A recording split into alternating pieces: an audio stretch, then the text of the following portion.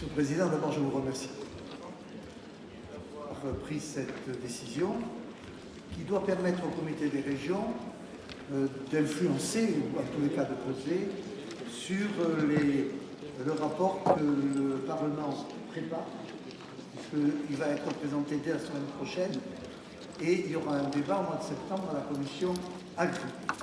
Et vous me permettrez de rappeler que je suis particulièrement heureux de vous présenter cet avis, parce qu'on avait demandé à la Commission européenne de mettre en place une législation destinée à lutter contre les pratiques commerciales déloyales, dans notre avis sur la régulation de la volatilité des prix que j'avais eu le plaisir de présenter ici et qui avait été adopté à l'unanimité.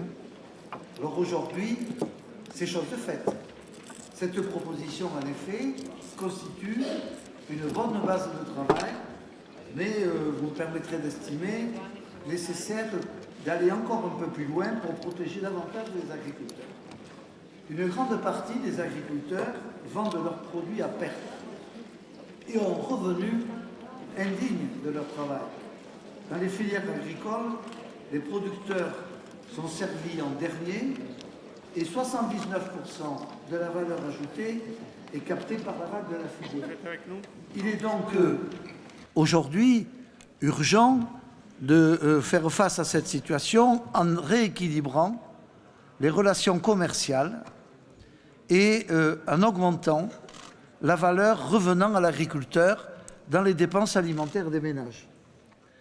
J'ai donc proposé d'élargir le champ de la directive à tous les opérateurs, c'est-à-dire quelle que soit leur taille et leur localisation, et d'ajouter 4 pratiques commerciales déloyales à la liste de celles que la Commission propose d'interdire.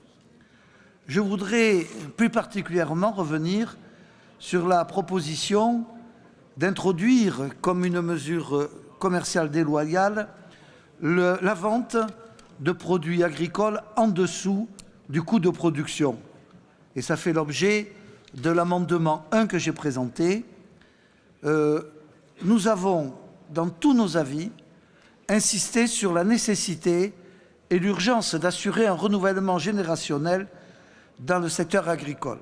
Or, sans prix agricole juste, sans reconnaissance économique, les jeunes se détourneraient de ce métier. L'avis de M. H, et je dois dire que j'ai reçu 5 propositions d'amendement du groupe ECR, et je les en remercie.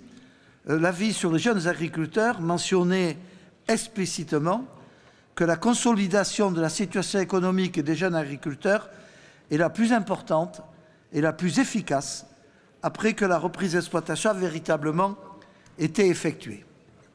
Puisque cette consolidation économique est impossible si l'agriculteur vend ses produits à perte, j'insiste tout particulièrement sur cette proposition qui, à mes yeux, est fondamentale pour permettre l'installation des jeunes agriculteurs.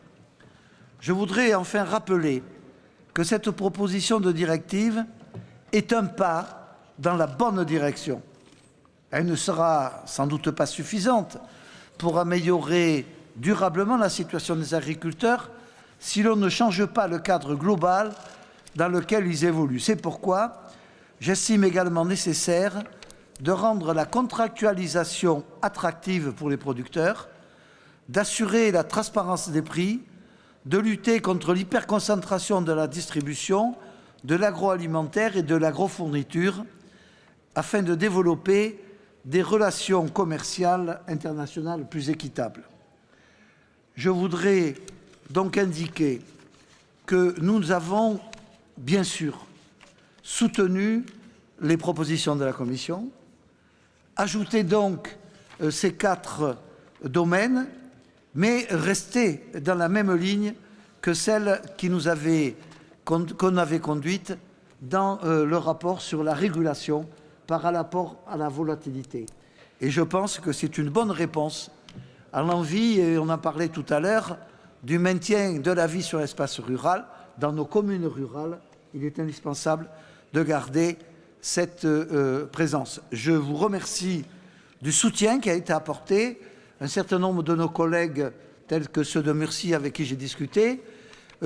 J'ai eu l'occasion donc de prendre un peu le pouls et j'ai le sentiment que nous sommes tous mobilisés dans ce sens.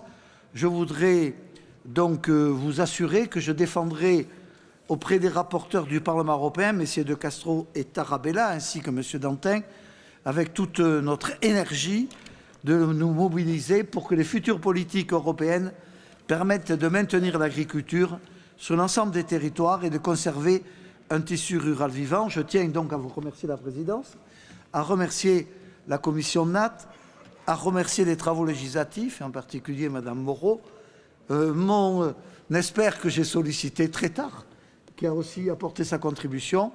Mais je crois qu'il était important que le comité des régions puisse, dès demain, être partenaire du Parlement européen sur un dossier si essentiel.